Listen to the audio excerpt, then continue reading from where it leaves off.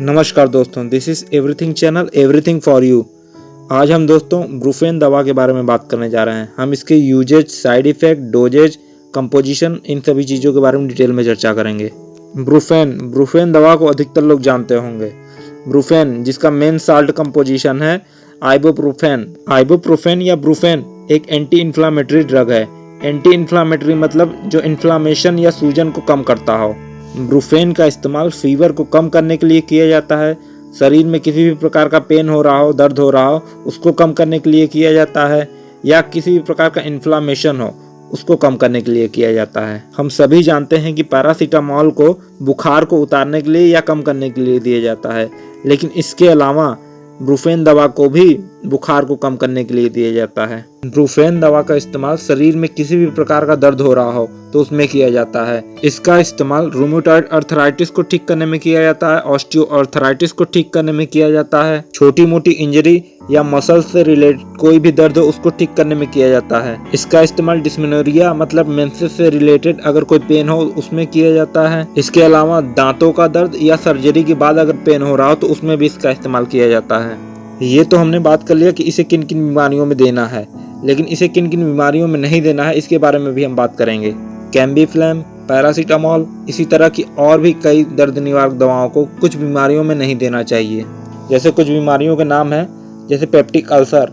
अगर आपके पेट में पेप्टिक अल्सर या किसी भी प्रकार का अल्सर हो तो उस समय इसे नहीं देना चाहिए। इसको लेने से आपको ब्लीडिंग हो सकती है, या ब्लीडिंग हो रहा हो आपके पेट में तो उस समय भी इसको नहीं देना चाहिए। इसके अलावा अगर पेशेंट को अस्थमा मतलब सांस लेने में दिक्कत हो रही हो, ऐसी बीमारी हो तो उस समय भी इसको नहीं देना चाहिए।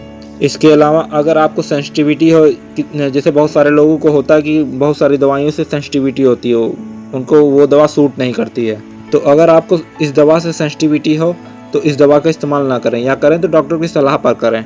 इसके अलावा अगर आपके पेट में बहुत ज़्यादा एसिड बन रहा हो या आपको हाइपर एसिडिटी की प्रॉब्लम हो तो उस समय भी इसका इस्तेमाल नहीं करना चाहिए। इसी का नहीं, इसी तरह की और गर्म दवाओं का इस्तेमाल नहीं करना चाहिए आपको, क्योंकि अगर आप बिना पूछे, बिना डॉक्टर की सलाह पर ऐसी दवाओं का इस्तेमाल करते हैं तो ये दवाइयाँ आपको हार्म कर सकती हैं। इनका दुष्परिणाम भयंकर हो सकता है। तो कोई भी दवाई लें तो डॉक्टर की सलाह पर ही लें। अब बात करते हैं इस दवा के साइड इफेक्ट के बारे में। साइड इफेक्ट में देखा जाए तो इस दवा को लेने पर अगर आपको साइड इफेक्ट होता है तो उसमें आपको सबसे पहले नोजिया, वोमिटिंग मतलब मतली उल्टी जैसा लग सकता है, सर में हेडेक मतलब भारीपन हो सकता है, सांस लेने में दिक्कत होना, रैशेज या लाल चकत्ते भी हो सकते हैं आपको। इसके साथ साथ आपके शरीर या बॉडी में बहुत ज्यादा मात्रा में एसिड बढ़ सकता है। अब बात करते हैं इस दवाई की डोजेज के बारे में कि इस दवाई को किस हिसाब से देना या लेना होता है। तो डोजेज को बताने से पहले सबसे पहले ये बता दूं कि इस दवा को 7 kg मतलब 7 किलोग्राम से कम के बच्चे को नहीं देना है। इसके डोज की बात करें तो 10 to 15 मतलब 10 से 15 mg पर kg मतलब पर किलोग्राम पर डे के हिसाब से दिया जाता है। उदाहरण के लिए अगर किसी का वेट 20 किलोग्राम है या 20 किलोग्राम का कोई लड़का है तो उसे दिन में 3 बार 300 mg डिवाइड करके हम लोग दे सकते हैं। मतलब 300 mg टेबलेट को दिन में 3 बार दिया जा सकता है। और अगर कोई एडल्ट हो या बड़ा हो तो उसे 400 mg टेबलेट दिन में 3 या 4 बार करके दिया जा सकता है। डोजेज आपकी बीमारी के आधार पर भी ऊपर नीचे हो सकते हैं, इसलिए कोई भी दवा लेने से पहले डॉक्टर को जरूर दिखाएं। वो आपकी बीमारी के आधार पर उस दवा का डोज निर्धारित करता है। अब बात करते हैं कि आइबुप्रोफेन काम कैसे करता है हमारे शरीर में।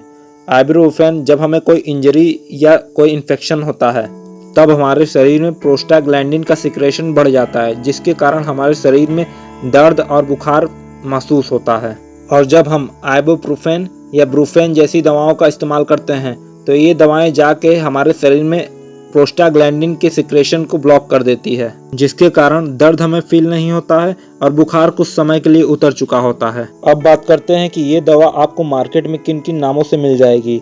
नाम चाहे जो भी हो, लेकिन इसका मेन कंपोजिशन आइबुप्रोफेन ही रहेगा। ये पैरासीटामोल के कॉम्बिनेशन में टैबलेट और सिरप दोनों फॉर्म में मिलता है। ये कुछ कॉम्बिनेशन सहित दवाएं हैं, जैसे ब्रूफेन, आइबुफ्लेमार, ब्रेन, आइबुजेसिक, मैक्सोफेन या मैक्सोफेन प्लस।